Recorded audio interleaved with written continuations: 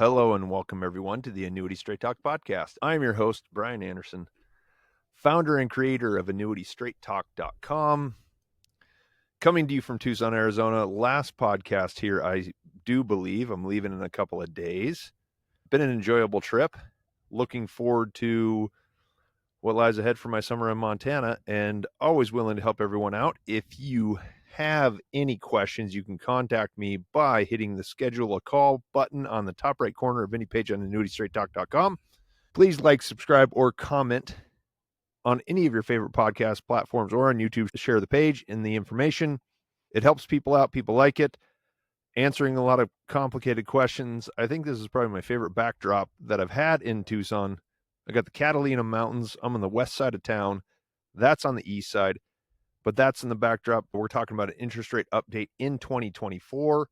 Constant topic, constant concern for a lot of people, and I'm here after 21 years in the business to help you rationalize what's available today. It's interesting that I've said this a lot. Anybody first looking at annuities now has no idea how good they are compared to what they've been in the last 10 years. More than 2 years ago, and I've got contracts that are active from that time, more than 2 years ago, products and possibilities are 50% more lucrative, whether growth or income, at the very least, and some of them even more so. So this topic of interest rates, where they're going, everybody's concerned about inflation and all that stuff. Going to try to rationalize it and talk about what I did a year ago, 6 months ago, and all of that stuff. It's interesting to me because I have always done deep studies on interest rates, and every time I go really technical on it, it doesn't get a whole lot of traction, and nobody really reads it aside from the more technically minded, astute followers that I have. So I try to cater to that as well as just the general information that you need. Many of you will remember that I do have an incredibly strong internal contact from a swaps trader on Wall Street over the 90s and early 2000s, who gives me a lot of really good technical information that oftentimes goes over my head. So if it goes over your head, I don't blame you. But trying to figure out, and the reason I do this is because I'm trying to figure out, when someone calls me, how to help them make the best decision they possibly can, given the tools we have to work with today. So we gone into predictions and all this stuff, and I want to let you know, and a lot of you do, you got annuity sales guys, it'll be, well, this bonus is only here for a short period of time, or act now because the rate's going to drop soon. I have done a little bit of that, just to be fair and to be honest, but that's not how I operate traditionally, and not something that I stand behind as a mode of just selling as much as possible. When rates were in the toilet, I sold things only because I needed to. I made almost no money that year. And the point was to tell people at the time, take your time, don't rush into anything, and get the best deal you possibly can. So explain interest rates and how they relate to you. Now, if you're buying a house and slapping on a 30-year mortgage, interest rate sucks right now. If you are buying a long-term income product or an accumulation annuity because you want safety and a long-term guarantee, things are really good. I go back to the early part of last year because we had seen in 2022 rates started to rise, and everybody got the feeling that, oh my goodness, hyperinflation is here. Now, inflation is a part of the economy right now, and it did spike, but did rates go out of control? And I said they weren't going to. They didn't. I told you in that podcast, will rates rise in 2023? I said no, they didn't. I also kind of predicted they would drop, but I said best case they were going to stay about the same. That's essentially what they have done. Now, we get the ebb and flow. They dropped a little bit toward the end of the year. At the end of 2023 podcast, rates are dropping. And a 2023 recap, They fell back. They have now risen again. So we've got the Fed actions, we've got the overall economy, the supply and demand of different products. You have to understand that all those things are working, and you need to put blinders on and focus on what your goals are in retirement. Analysts are going to say all sorts of things. I wanted to do this a few weeks ago or a month or two ago, but I call him my insider. He's just a really smart guy who made a pile of money trading interest rates. He's the guy I talk to. That's one of what I consider a blessing in my life, to have his friendship. And he's been a little under the weather, didn't feel up to it, so I don't want to use his time. Looking at rates spiking last year, he was one that said, oh yeah, we could see a 10-year treasury go to 7%. He didn't necessarily believe it, but at the same time, analysts were calling for interest rate cuts and all that stuff. What's interesting, if you look at the headlines today, it would have been a different message if I recorded it yesterday, but I'm doing it today. You don't need to know when today is, because the point is, I'm telling you not to pay attention to it. We'd already seen rates rise last year, and everybody thought, oh my goodness, we're going to go back to, because everybody retiring now understands that rates were 2-3 times as high in the 80s. And I think, now I never saw that. I guess it affected my life because that's when my dad had a farm loan when I was a little kid. We have to rationalize it and realize that when you're talking about annuities and interest rates and solid retirement planning, you got to make the best choice you can for the rates today. And the point of doing it is that you don't speculate on what's going to happen. If you get into a contract that's paying you income for 3 years and all of a sudden rates are a little bit higher, well, you've already pocketed 3 years worth of income. So it's a negligible effect increasing rates, because you would think about waiting to get it and waiting to get more money. So it was interesting last year. We thought the run up to rates was going to lead to higher rates. That's what a lot of consumers and a lot of the people that talked to me thought. Where I had this time last year, analysts were thinking that, well, it's going to stall the economy. I even said it in the podcast, where the Fed's goal was to induce a recession so that it slowed things down a little bit to calm inflation. Inflation is the target. It has leveled off. So they say. You guys can tell me what you think based on the money you're spending for the normal necessities and all the other stuff that you have going on in life. I think prices have probably about leveled off. I'm in Arizona again. I drove here the second time. Fuel prices were, 20% less this year than they were last year. So is inflation still bothering you?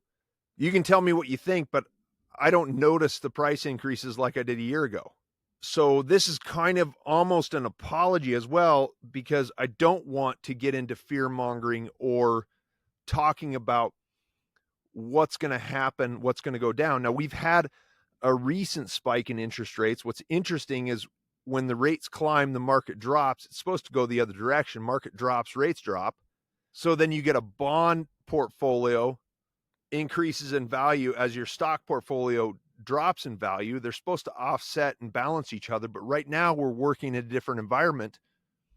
And it has been that way for the last year and a half, probably. And that is, understand that's an anomaly. So your traditional stock bond portfolio has not been working in the past couple of years. So it takes a different approach. I talked to a guy this morning. I met him first in 2015, 9 years ago. I told him to replace his bonds. He's been in bond funds. He's been doing it himself. 81 now. He was 72. Back when he was a spring chicken in 2018, he took a big hit in the bond funds. And he's taken a big hit in the past 2 years. He's got a bond portfolio that's gone nowhere. You talk about fixed annuities, index annuities, could have grown that, would have at least grown by 2-3% and not lost value, would have been way ahead of the game, did what I said. I looked up our old emails. I said, man, I told you to get out of the bond funds 9 years ago. And he's still, that's the problem. Right now he's 81.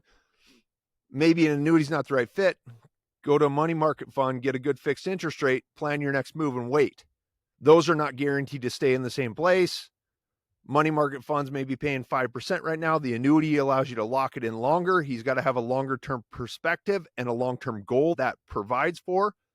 So his best bet is to liquidate the bond funds. He doesn't have to deal with the fluctuations in the market. That's, I guess, an individual case study, but I've been talking about this for a long time. What you want in retirement is you want consistency for a portion of your assets to provide for the necessities you have. My best case last year is I thought rates would stay about the same. And that is exactly what has happened. And that's what I think will happen right now. Do not get in a hurry. I'm not going to fearmonger. I do not want the market to drop, the stock market. I do not want rates to drop. I love what I have to work with because we're delivering really good deals to really good people. And a lot of guys out there are very happy with what they're getting. They're getting really good investments and guarantees that are going to span their lifetime. And that is awesome. You can't imagine how good it feels to be in this business for 21 years and to be able to deliver that peace of mind and happiness for people. And that's what I'm trying to do. Do not get in a hurry. I'm not going to sit here and say, oh, get out of the market, stock markets. You decide when you want to get out of the market. I mean, it's up. It looks good now. Handful of stocks look incredible. Incrementally, it's a little bit higher than it was at its peak 2.5 years ago. I think it's kind of a scam. You can do what you want with it, but go ahead. I hope it keeps running because all the index annuities I sold, I want everybody to get good returns on those products. For every one person that would learn their lesson by the market correcting, I've probably got 10 or 20 or 30 people who are going to be happy because their index annuities made 10, 15%. I'm on your side with this, and I want everything to go really well. Interest rates, according to my expert, are going to be sticky at this level. Now, understand, he's a professional trader. So when he talks about rates being sticky, he's looking at a 2-3 month time period. I've listened to him and done some investments in the past. He said, oh, this is a really good investment. By that, he means maybe for the next week or two, and then he's going to get out and he's going to pivot and he's going to do something different. Most people don't understand what it means to be a professional trader and make money in the markets. That's the problem. You want to be sitting ducks in the market and go long position, Ken Fisher and all that stuff, and you'll probably be okay. But to do planning, income planning, consistent withdrawals, you have to have a different mindset if you're going to stay in that business. That's what we do, is we remove that question from people. So when my expert, the guy that I trust and know, says they're going to remain sticky, I'm going to have to ask him that again in a week or two because his position's going to change. I don't want my recommendations to change, but I'm going to tell you this right now. Take your time in making a decision because rates are good. They're going to stay about like this. I do not expect them to spike terribly high. I hope they stay this way.